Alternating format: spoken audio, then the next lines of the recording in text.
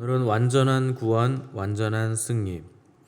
완전한 구원, 완전한 승리라는 제목으로 우리 하나님 말씀 함께 나누도록 하겠습니다.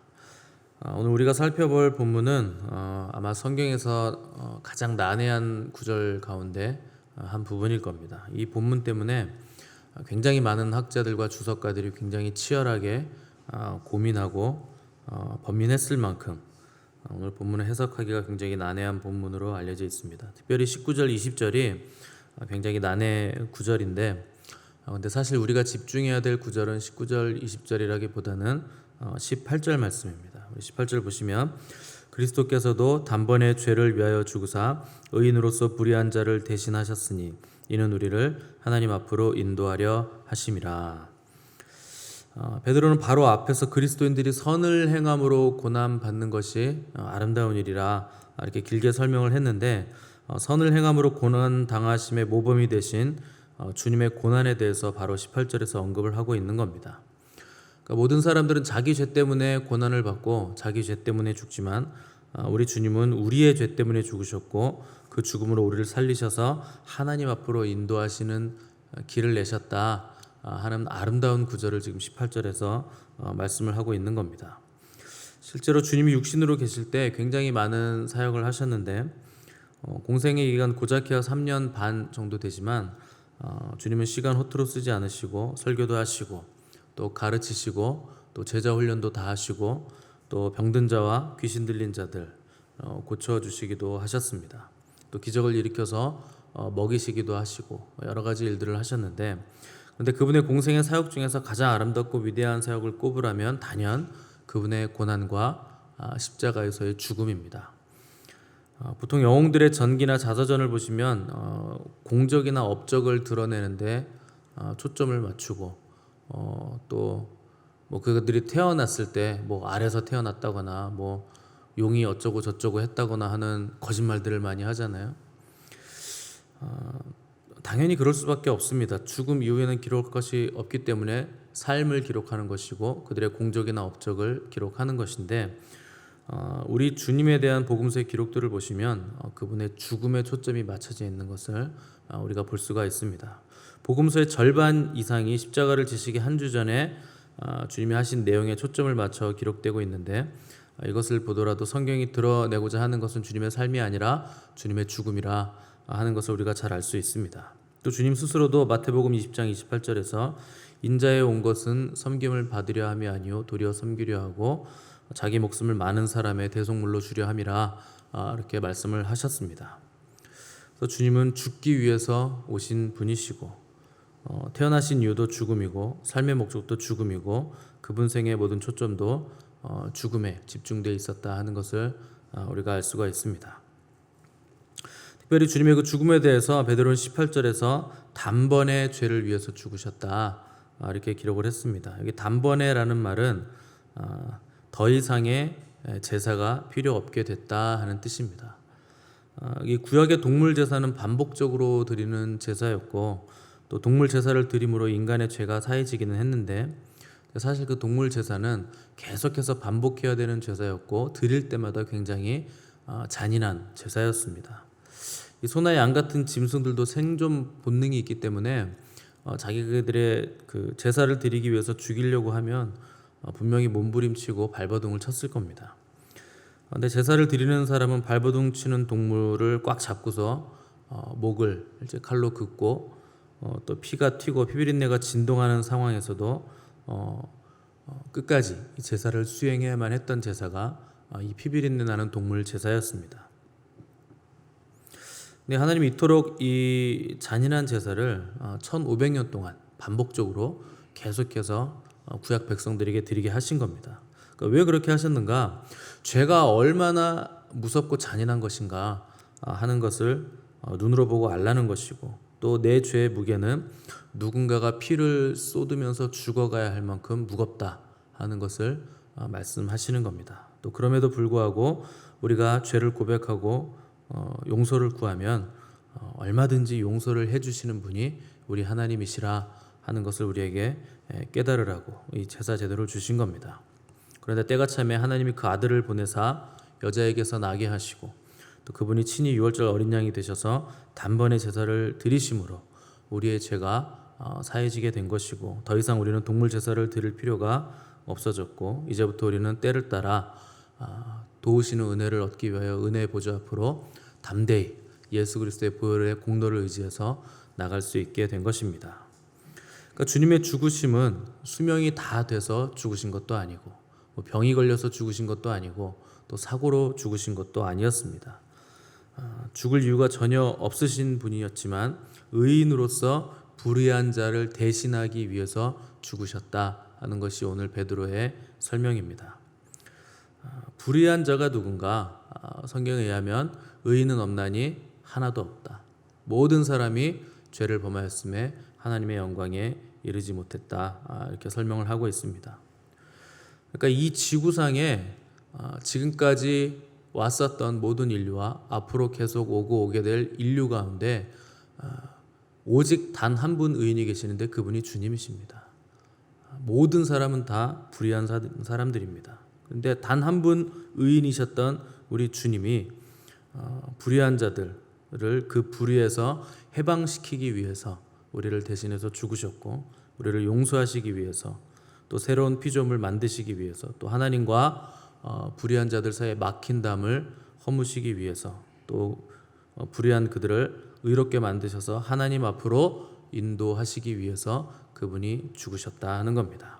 그래서 주님도 이 땅에 계실 때 내가 곧 길이다, 내가 곧 진리이고 내가 생명이다, 나로 말미암지 않고는 아버지께로 올 자가 없다, 이렇게 단언하신 겁니다.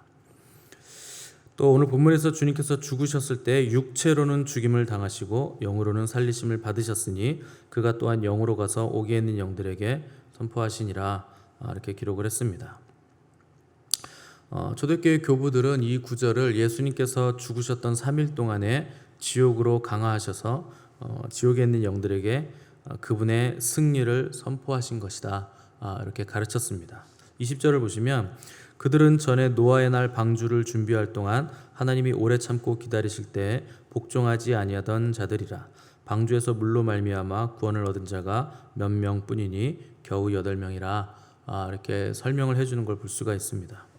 우리가 사도신경으로 신앙 고백을 드릴 때 장사한 지 사흘 만에 죽은 자 가운데서 살아나셨다, 이렇게 고백을 드리잖아요. 근데 원래 초대교회 사도들이 이 사도신경을 만들었을 때는 강화하신 지 사흘 만에 라는 표현을 썼습니다. 그러니까 지옥 강화라는 표현을 쓴 거죠. 그래서 그냥 단순히 죽으셔서 장사를 했다는 뜻이 아니라 지옥 강화하신 지 3일 만에 다시 올라오셔서 살아나셨다, 그러니까 지옥에 내려가셔서 옥에 있는 영들에게 전파하셨다라는 내용이 분명히 초대교회 전승에는 기록이 되어 있습니다. 그러니까 예수님이 죽으셨던 3일 동안에 지옥에 있는 어떤 영들에게 그분의 승리를 선포하셨는데 그들이 누구였는가, 어떤 영이었는가? 20절에서 설명하기를 노아 홍수로 멸망당했던 영들이라 하는 것이 베드로의 설명입니다. 노아 홍수 때의 상황을 잘 보시면 창세기 6장을 이렇게 보시면 설명이 잘 되어 있는데, 하나님의 아들들이 사람의 딸들의 아름다움을 보고 자기들이 좋아하는 모든 여자를 아내로 삼았다, 이렇게 기록을 했습니다. 근데 욥기 같은 데 보시면 하나님의 아들들은 되게 천사거든요. 천사를 성경에서 하나님의 아들들이라 이렇게 주로 표현을 하는데, 그리고 나서 바로 뒷구절에 당시 땅에는 네피림이 있었고 그들이 거인족이 있었다는 뜻입니다. 또 그 후에도 하나님의 아들들이 사람의 딸들에게로 들어와 자식을 낳았으니 그들은 용사라 고대 명성이 있는 사람들이라, 이렇게 기록을 했습니다. 그러니까 굉장히 상식적이지 않은 내용을 써놓은 거죠. 만약에 하나님의 아들들이 보통 신학자들이 얘기하는 것처럼 믿는 사람들이고 사람의 딸들은 믿지 않는 여자들이라고 했다면 그들이 자식을 낳았는데 고대의 용사일 수가 없고 명성을 얻을 이유가 전혀 없습니다. 똑같은 사람인데 어떻게 그들만 용사들이 되겠습니까? 그러니까 결국 성경은 하나님의 아들들인 천사들이 타락해서 땅으로 내려와 사람과 섞여 자식을 낳았는데 이상한 족속들을 낳았다. 그들이 네피림이었다. 네피림은 거인들이잖아요. 대개 네피림들은 3m가 넘습니다, 키가. 가끔 여러분들 희귀한 사진 전시전 하는 거 보면 3m 넘는 사람들 이렇게 서 있고 옆에 사람들이 서 있는데 어린아이처럼, 일반적인 사람들은 어린아이처럼 서 있는 사진들이 종종 있습니다. 그 네피림의 후손들로 보이는 사람들이 꽤 많이 있는데, 아무튼 이상한 족속들, 거인들과 괴물들이 출몰하기 시작했다 하는 것을 창세기 6장에서 설명을 하고 있습니다. 그때 하나님은 내가 창조한 사람을 지면에서 쓸어버리되 사람으로부터 가축과 기는 것과 공중의 새까지 내가 그렇게 하리니 이는 내가 그것들을 지었음을 한탄함이니라, 이렇게 기록을 하고 있습니다. 만약에 다 쓸어버리시려고 했다면 사람들만 쓸어버리셔야 되는데 이제 막 짐승까지도 다 쓸어버린다 하는 표현이 나왔습니다. 그러니까 이러보건대 이 초대교회 전승에서도 그렇고 이상한 짐승과도 같은 존재들이 등장하기 시작했고 또 거인들도 등장하기 시작했다 하는 것을 우리가 유추해 볼 수가 있고, 타락한 천사들과 사람들과 짐승들까지 완전히 이 지구상에서 다 쓸어버려야 했을 만큼 창조 세계가 죄로 인해서 완전히 망가지고 왜곡되고 부패하고 타락했다. 그래서 하나님이 심판을 내릴 수밖에 없게 됐다 하는 것을 우리가 볼 수가 있습니다. 이때 노아의 8명의 가족들 외에는 하나님의 말씀에 순종하는 사람들이 없었을 만큼 전 지구적인 타락이 만연했던 시대가 바로 이 노아 홍수의 배경이 되는 시대였습니다. 베드로가 오늘 설명하고 있는 옥에 있는 영들에게까지 가서 예수님께서 무언가를 선포하셨다. 그럼 왜 거기 가서 선포하셨는가? 이 노아 홍수 때 심판을 받아서 옥에 갇혀 있는 어떤 특별한 영들이 있었던 겁니다. 그러니까 보통 죄를 지은 사람들이라면 똑같이 지옥에 있겠죠. 근데 노아 홍수 때 있었던 어떤 특별한 영들에게만 이것을 선포하러 내려가셨다는 것은 그들이 어떤 특별한 심판을 받고 있다, 그들만이 갇혀 있는 옥이 따로 있다 하는 것을 아마 금방 알 수 있죠. 그러니까 그 영들에게 예수 그리스도께서 직접 내려가셔서 주님의 승리를 선포하기 위해서 가셨다 하는 것이 베드로의 설명입니다. 그럼 왜 거기 가서 이걸 선포하셨는가? 거기서 복음을 선포하면 그들이 믿고 구원을 받을 수 있나? 그런 뜻은 아닙니다. 주님의 속죄와 부활과 죽음을 이긴 이 승리의 선포는 땅과 하늘뿐만 아니라 옥에 있는 영들에게까지 선포됐어야 될 만큼 한계의 영역이 없는 완전하고 완벽한 승리였기 때문에 모르는 존재가 없도록 선포하셔야만 했다 하는 것이 성경의 설명이고, 그만큼 주님의 승리가 완전하고 완벽한 승리였다 하는 것을 보여주는 겁니다. 노아는 100년이 넘는 시간 동안 심판이 온다는 것을 계속 전하면서 방주를 지었습니다.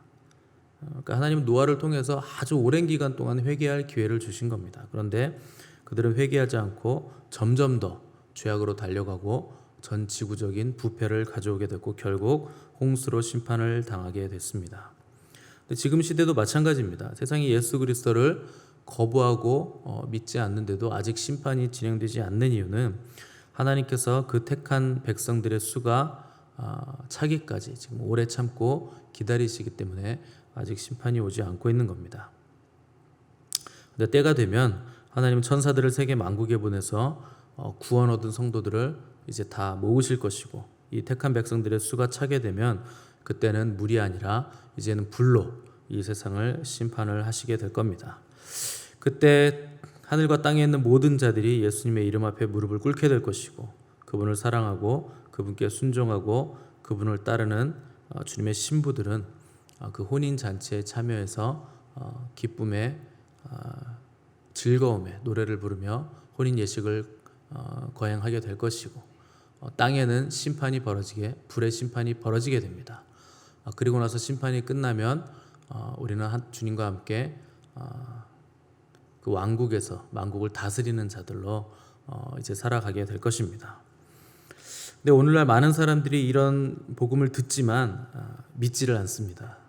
우리가 혼인잔치에 참여하게 될 것, 그리고 우리가 만국을 다스리게 될 것을 믿지를 않는 겁니다.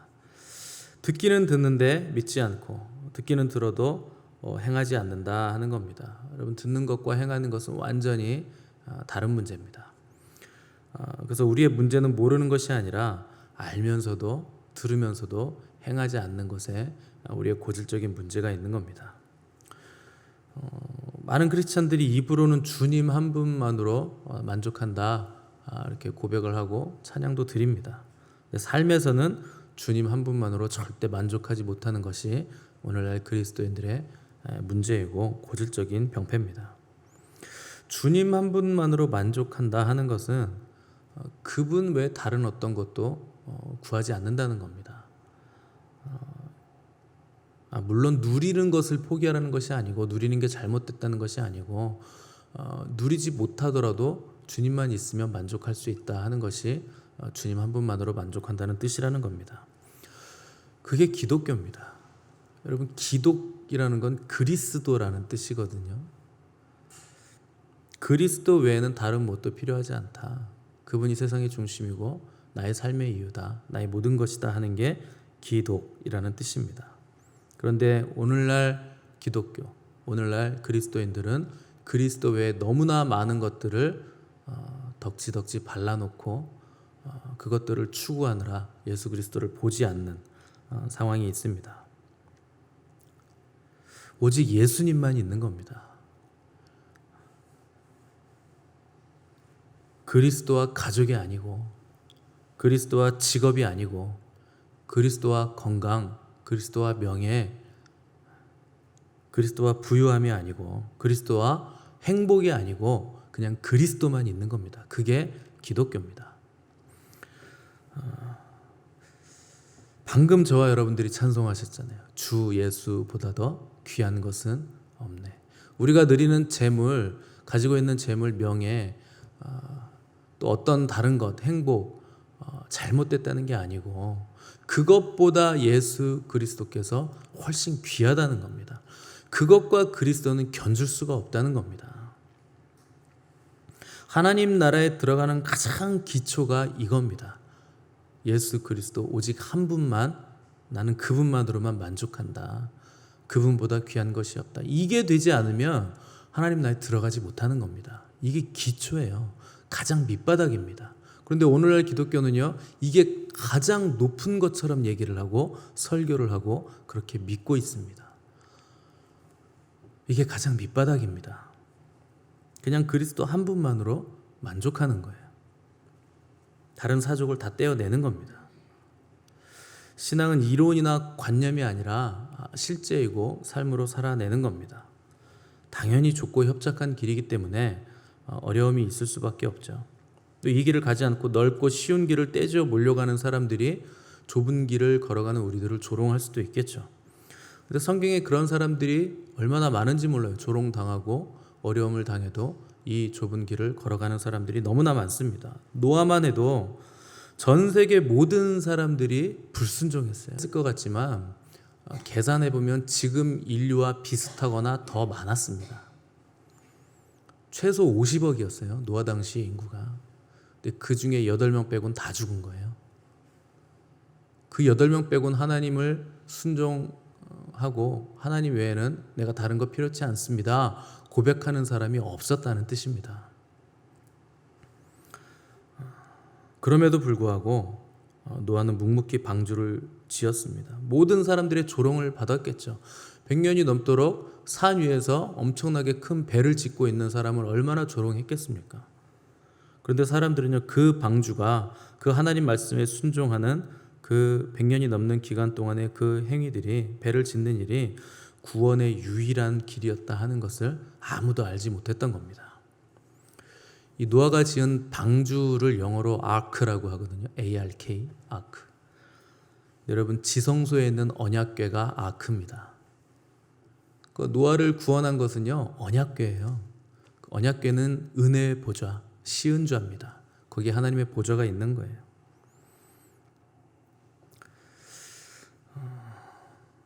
진리는 항상 적은 수죠. 노아의 가족 8명, 그 수십억 되는 인구 중에서 8명이었습니다. 그러니까요, 많으면 오히려 그건 의심스러운 거예요. 그래서 우리가 좁은 문이라 좁은 길이다 이렇게 표현을 하는 겁니다. 괜찮습니다. 결국 주님께서 우리의 눈의 눈물을 다 닦아주실 것이기 때문에, 또 또 주님이 우리와 함께 동행하실 것이기 때문에 우리는 소망을 잃지 않고 이 좁은 길이라도 이 길을 걸어가야만 하는 겁니다. 옳은 것이 무엇인가를 알았다면, 또 진리의 길이 어디인지를 알았다면 그 길을 걸어가야 되는 겁니다. 타협도 없고 다른 길도 없는 겁니다. 진리 외에, 예수 그리스도 외에 다른 것을 섞지 않는 자에게 하나님 나라가 열리는 겁니다. 그런 사람들에게 승리가 오는 것임을 여러분 기억하시고, 그 승리가 나의 것이다 여러분 선포하시면서 이 길을 걸어가시기 바랍니다. 결국 우리는 이길 것이고 승리할 것이고 영광의 사람들로 빛을 밝히는 자들로 이 어두운 세상에, 어두운 시대에 하나님의 마음을 시원하게 해드리는 자들로 서게 될 것입니다. 이것을 믿음으로 선포하시고 이 길을 걸어가시는 저와 여러분 되시기를 간절히 바랍니다. 함께 기도하겠습니다.